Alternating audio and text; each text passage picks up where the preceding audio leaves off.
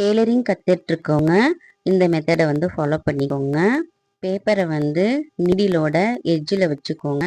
எட்ஜில் வச்சுட்டு ஸ்டிச் பண்ண ஸ்டார்ட் பண்ணுங்க. அதுக்கு முன்னாடி த்ரெட் டேக்கப் வந்து அப்ளை இருக்கான்னு பார்த்துக்கோங்க. அப்படி அப்ளை இருக்கிறப்ப நீங்கள் ஸ்டிச்சிங் ப்ராக்டிஸ் பண்ணுறப்ப நூல் எடுத்துட்டு வராது. நூல் எடுத்துட்டு வராமல் இருக்கிறதுக்கான மெயினான டிப்ஸே இதுதான். த்ரெட் டேக்கப்பை வந்து அப்ளை வச்சுட்டு நீங்கள் நூலை கொஞ்சம் தள்ளி எடுத்துட்டு வந்தீங்க அப்படின்னா உங்களுக்கு ஸ்டிச்சிங் வந்துட்டு நல்லா அழகாக வரும்.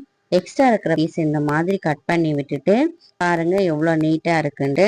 நூல் அக்காமல் வரணும், பேப்பர்லேயே நம்ம தையல் போட முடியுங்கிற கான்ஃபிடென்ட் உங்களுக்கு இருந்துச்சுன்னா கண்டிப்பாக துணிலேயும் உங்களுக்கு நல்லா வரும். அதனால தான் இந்த ப்ராக்டிஸ் வந்து உங்களுக்கு சொல்லி கொடுக்குறேன்.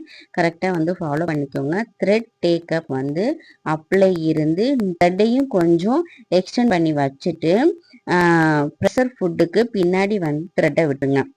அப்படி விடுறது மூலமா உங்களுக்கு நூல் அடிக்கடி எடுத்துட்டு வராமையும் செட்டில் பார்ல போய் நூல் சிக்காமையும் இருக்கும். நூல் வந்து அடிக்கடி எடுக்காம வர்றதுக்கான முக்கியமான